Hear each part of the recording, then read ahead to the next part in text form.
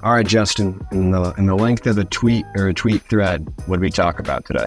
The tweet would read, TLDR, customers are everything. Period.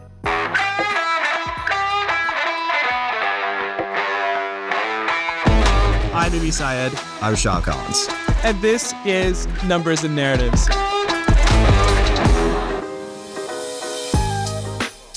Hey, Justin, thanks so much for coming on the podcast. You want to give our listeners a quick intro as to who you are and what you do? Sure. My name is Justin Crosby. I'm head of CX at Tula Skincare. Tula is a brand of skincare based on the power of probiotic extracts. We are D2C, but also have presence Amazon, Sephora, and Ulta in the US, as well as some international footprints.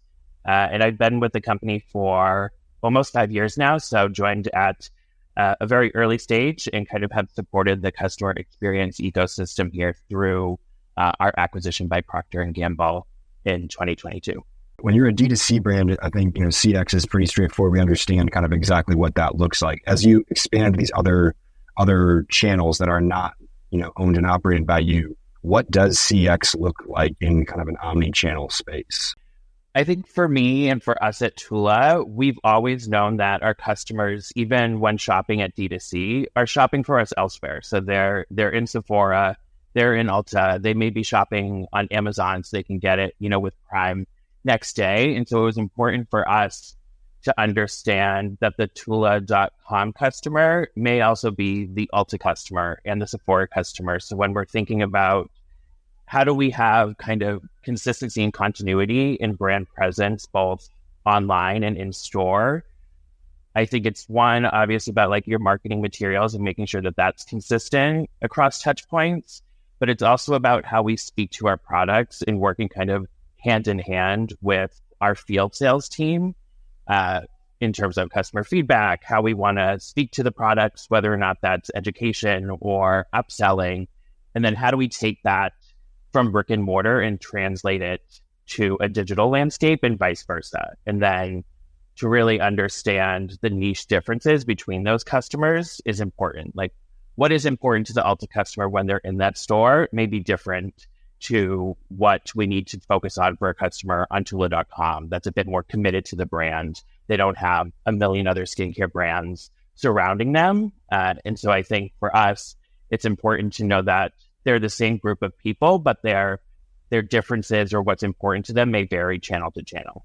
I was going to ask, how do you start to identify those differences, right? I think, some of them, it becomes sort of straightforward, especially if it's another digital, maybe you can kind of merge based off of shipping address and you can start to make some assumptions on the kind of discovering, maybe they found you on this other website and then like the product, start going to your main store or whatever. But if someone's shopping in person in a brick and mortar that you don't own, how do you start to understand who that person is, what their concerns are, what their interests are, and what's the same and different from an online shopper? Sure. I mean, I think there's data solutions out there, but again, when working with retailers, you're only getting so much information back. And I think the real strength for us comes in our strong network of beauty advisors that are in these stores, talking to our customers, really engaging with them and understanding what the struggles are, whether that be skin concern or like problem skins that they're trying to solve for, or is it something else? Is it that they're looking for an entirely new brand and they're just wants to level up from, more of a mass brand into something a bit more prestige like Tula. And so I think having a strong connection to our field sales team, whether that be through, consistent meetings with them where we're talking about the same thing. Our education team leads these amazing kind of, not only for new launches, but consistent ongoing education about the skin, the microbiome. And so being able to connect those dots through, qualitative feedback from the people who are hearing it from our customers, and then being able to compare that to some of our more systematic digital surveys, where we can really clearly see what customers want. I think that's where the magic is, where we can find out what's happening in both channels and really focus and lean in on that, and then understand the differences and have channel owners kind of come back to us and say, well, this is what we think is best for this problem in this channel, and try to kind of lift, I guess, a rising tide lifts all boats in that sense. Wait, that's absolutely wild. The fact that you have, I mean, you must have, like, can you give me a state of the scope of how many of these beauty advisors you might have? Because you said, you guys have your product in Target and Ulta and Sephora and all sorts of different places. Like, that must be a massive network that you're trying to like gather feedback from all the time. Yeah, there are hundreds of advisors that bubble up into like regional executives that then can kind of parse out that part or that geography, and then they all kind of bubble up and are able to say like, oh, we're also seeing this here, we're also seeing this here. And what's interesting is like, because we are skincare, that can change greatly across the country because of weather conditions or air quality. And so just like to understand that difference, I think is really unique, and definitely you wouldn't get that without having that FaceTime with these customers, and actually having the conversations in person. So can't imagine, like, this is so fascinating, and I could see a million rabbit holes you could go down constantly. I can't imagine trying to wrangle all of this data in a pre-digital or even like pre-AI world, right? Like, now it seems like there's so many data sources you could automate, and I couldn't automate. Ibby and his team or someone of that ilk could figure out ways to automate things like that.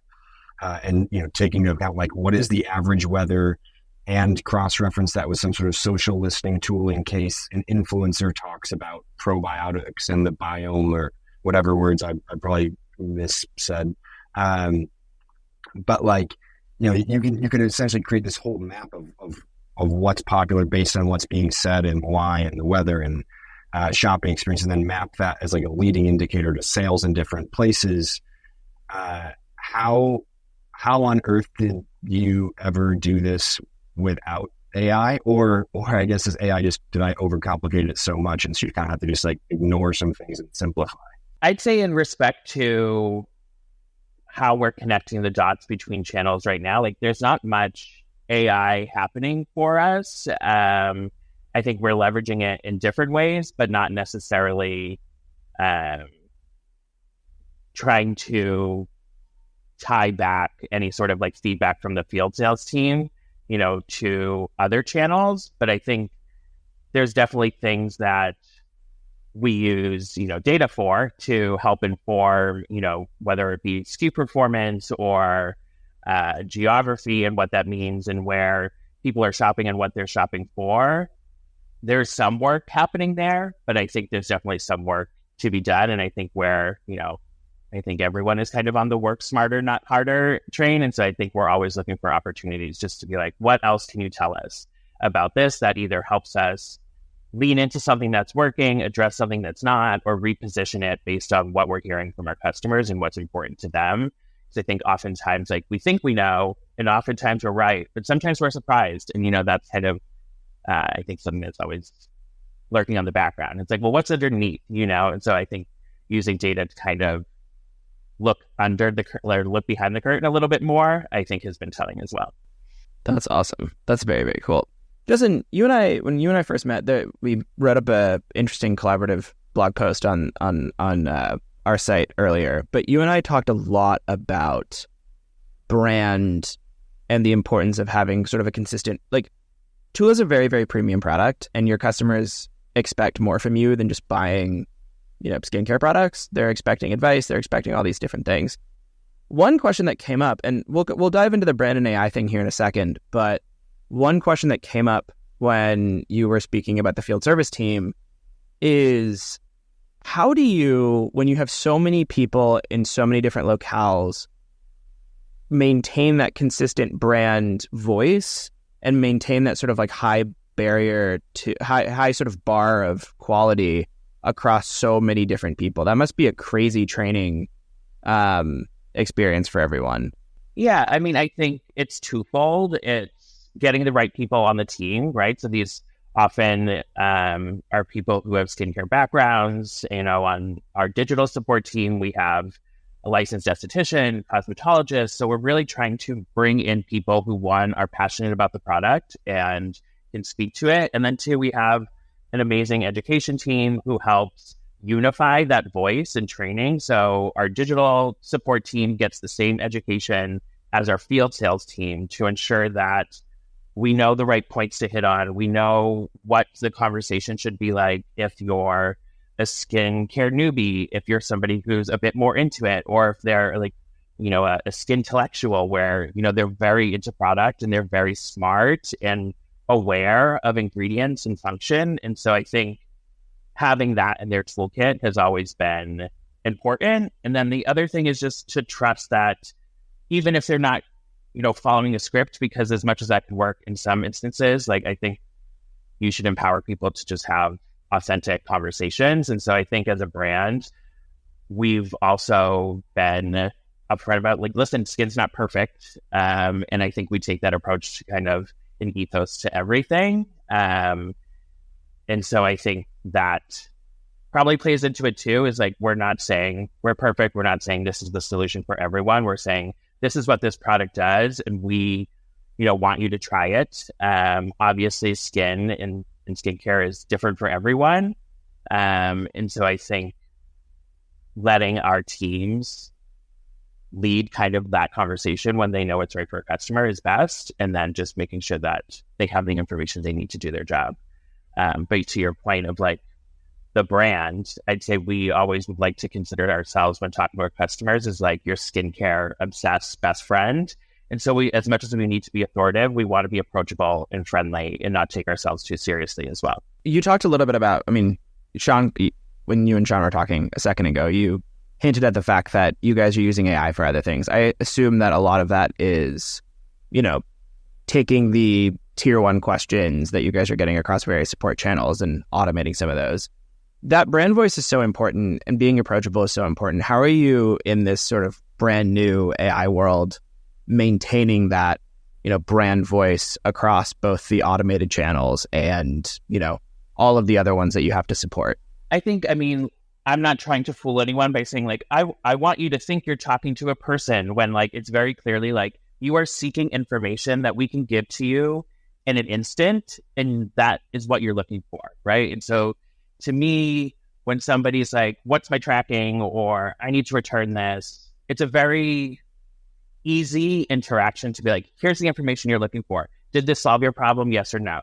Like, if it did, great. If it didn't, let's get you in touch with somebody. And so I think understanding the reasoning behind someone, reaching out to us is important when deciding, okay, is this something we should automate or not? Like, you should automate for convenience and efficiency for your customer. And so I think to that respect, the brand voice can take a little bit of a back seat in terms of, here's your tracking number. But I think when it comes into play is like the flip side of automation is like now the well-trained, passionate people we have on the team are able to focus even more of their energy, even more on their time, creating a connection with a customer who maybe they haven't purchased, maybe they're kind of in the consideration phase. So they can sell them on, why they should try Tula. Maybe it's a trial kit, our free returns, really kind of take a holistic approach to like, I'm going to give it my best to like tell this customer why they need to use Tula. Whereas if you're constantly just blasting off the same email to somebody with a tracking number, when you get to that ticket, you may not have the same, energy to put into it what it really deserves. And so I think that's where we're able to really lean into brand, is in creating space for them to take a bit more time and allow the automation to kind of do its job as a information pusher to people who need it right away. I think that's so great. I think, one of the things you mentioned earlier is we talked about, I think, the breadth of how many people you have, how complex the knowledge is. And so by being able to be a little bit more restrictive of what does go to a person, like you said, the well-trained, passionate people will focus, and that allows them to bring them their best selves, that authentic voice you were talking about, and be excited and not be distracted by the nonsense. But it also helps you control, because I think where brand always starts to fall off is as you start adding headcount to try and answer things in mass, inevitably you start lowering the bar for who gets to be on the team. It's harder to do QA, QC on stuff. It's harder to do education and mentorship. And so right away, you kind of raised what your bar is for what can be done by a team. I think that's so great. Totally. And I think there's like, also as somebody in a past life who has been in an agent's role, like it's about, I think about their experience as well. Like, I don't want you to be sending an email where you're copying and pasting, a USPS tracking number over and over again. Like, I'd rather reward you to do the things that you like to do. And if there's a little bit more time in your day, like for you to, take a little wellness walk, like all the better, And so I think having a team, I'm always cognizant of how these things impact them as well. I also, do you remember, probably like, I don't know, 5 or 7 years ago, something in that range, when AI was not a big topic that everyone was talking about everywhere, and like HubSpot chat definitely had it. I think Wix chat, I think, a bunch of these kind of default chat plugins, you would upload either a person's photo, or you could use like a stock photo and it'd be like, hey, I'm Ivan and I'm here to like answer your questions. And it was just like some robo bot. And everything was awful, and it always felt gimmicky, and it was the exact opposite of what you said, right? Like, you explicitly said, we're not trying to trick you into thinking you're talking to a person. I love, that is one of my favorite things about the growth of AI, is that I think we've all become so much more comfortable with the idea of like, I don't necessarily want to talk to a person. In fact, I explicitly don't want to talk to a person most of the day. And so if you can just give me an easy way to answer, you don't have to kind of posture anymore. You can make it very clear, like, hey, here's your bot. Just ask the questions. You're going to get the answers you want. And if you need more help, then we can bring you into a person. And that alone already starts to improve the user experience, but also make it clear of the extra value they're getting when they do talk to someone on your team. People are smart. Singers are smart. Like, it's like, you're not fooling anyone when you're like trying to make them think that they're like talking to somebody who's just sending them all these things like right after another. And so I think, yeah, it's about being kind of transparent and just like level-headed about like, yes, everybody wants a more convenient world. These people are looking for information. We have the information, just give it to them. And we've seen, we're obviously measuring the impact of like, do people who go through automations, are they less happy, and spoiler alert, they're not. And so I think we'll keep on. So this is something I kind of wanted to follow up on. I keep seeing, there's tons of these companies now, right? Like, that are doing the automations. Gorgeous has one. Like, pretty much every major CX platform has one. And I keep seeing, stats on, hey, the CSAT scores, the post interaction CSAT scores for these folks are the same. Like, they're very similar or higher, right? Like, they're actually, because you can get your answer quicker, people are a lot happier. You mentioned that it's given your team more time to develop those authentic connections. Are there stats that you can put, and you can speak generally to this, you don't have to be super specific, but are there any stats or stories that you can tell about, hey, like, we've actually improved our upsell rate because more agents can spend more time actually talking to a customer because they don't have to deal with the low level, BS anymore. Is there like, do you have any, like, because I haven't seen actually that many stats on, hey, we were able to give our agents more time. They were able to focus on the things that actually mattered, and here's what came. Yeah, I think directionally we're seeing some glimmers of hope, and this is how it's manifesting itself, is that with some of the automations that we've made live over the last, call it 8 months, some days we're up to a 40% automation rate, which is huge. Like, we were kind of hoping for 25. They said we could maybe push 30. And so we're really kind of overachieving our goal, which is nice. And what that has done is created more space for us to really expand our chat offering. And so we had hesitated for a bit in terms of where we wanted to put it, just based on volume, that the team couldn't maybe serve those as quickly as we wanted. But with this capacity that's opened up, we've really kind of been able to put that everywhere on site and really take this as a time to kind of test and learn where that's moving the needle. And whilst we don't have, exact figures to share, we also tie back, sales that stemmed from a support ticket with, over the next 72 hours. And so we've seen that number kind of consistently get stronger as we put chat on more and more pages for our customer. And so I think for us, that's an indicator of, let's think of what else we can do with chat. And I think there's some exciting. I assume chat is both support, but also like a place where you can just go and ask questions about, really just ask questions from an expert, right?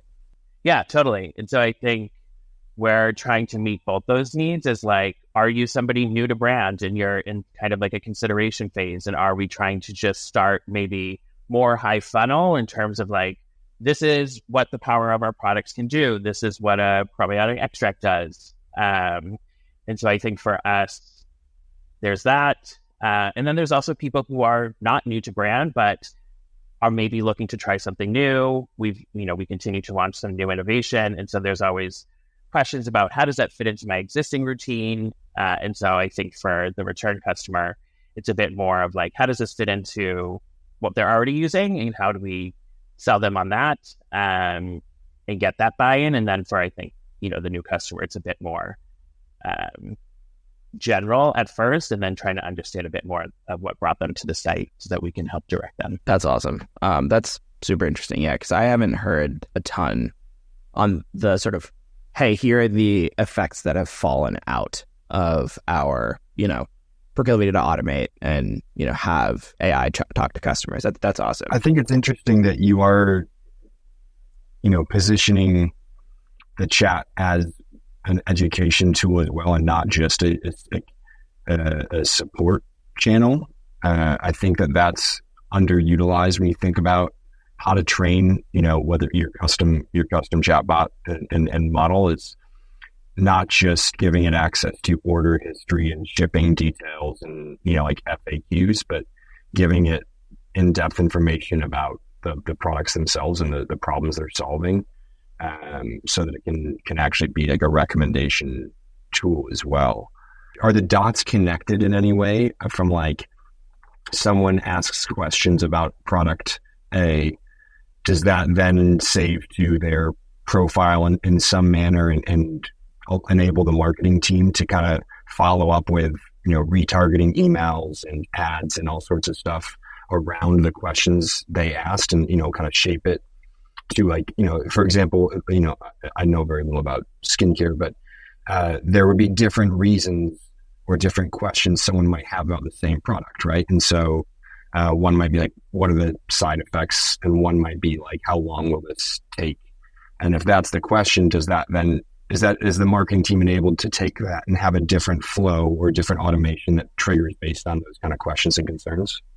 I'd say we're working on connecting those dots as it relates to like, obviously we can retarget based on knowing what products you looked at, but in terms of getting that next level of like, oh, and they asked about that, we tend to see the same questions about products if we don't already address them on site. So then for me, that goes to like, oh, I'll check with the field team and they're like, yeah, people are asking that for us too. And so for me, it's like, okay, this is a gap in education. And so from there, we'll work with our brand team, our CRM team, and be like, hey, for this product, this seems to be a gray area for our customers. So like, let's send them a bit more on this. And on the inverse of that, like there's been times where we've launched products and we're like, this benefit is really going to be juicy to customers. Like, let's see. And then, we start to hear from them. We see the reviews come in and we're like, hey, this actually like doesn't resonate as much as we thought it would. Like perhaps that space in all of the marketing emails is better used to talk about this, which we are seeing people mention. And so I think it works both ways.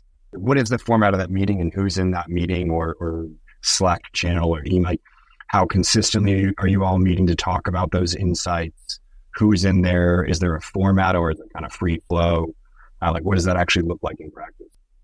I'd say we're pretty heavy, like consistent Slack users. So it feels like see something, say something, and it just kind of happens. And then we have obviously like regular meetings about education updates and, whether if it's something like big and juicy enough, I'll share it our all hands. But we have a fair amount of like heard from customers Slack channel that like people kind of, no matter who you are or what your role is, like if you have something good or bad that you want me or someone to have eyes on, people typically go there. But then I'm in pretty close contact with our field sales team just to make sure, like, knowing that that's kind of the second area I'd look to see, like, hey, are you also hearing this? And then with our social team as well, we're kind of just all like, hey, if you see this, or let us know. So the structure is as it comes in. And then obviously, like, given if it's something urgent, we need to move on, it becomes a bit more organized. I've started talking to a handful of like CX people. We work with a handful of CX folks. And I've started to see this like trend where companies are really realizing, hey, like the person that runs customer experience is kind of, I'm not really a huge, I don't really know that much about sports, but they're the sort of quarterback of the customer, like the customer journey almost, where oftentimes they work with like, it sounds like you work pretty heavily with the marketing team. You said CRM and brand on developing, hey, this is customer education. I'm wondering, is there a big tie back to product as well? So, hey, we're seeing, people complain about, maybe it's not complaints, maybe it's, hey, like, I don't know, I use a, Walmart brand lotion plus sunscreen, and it leaves somewhat this like filmy residue on my skin. And I'm trying to find something that doesn't leave that kind of thing. And I kind of wish that they had, engineer the thing to make it less residue-y. But you kind of see what I'm talking about? Yeah, I do.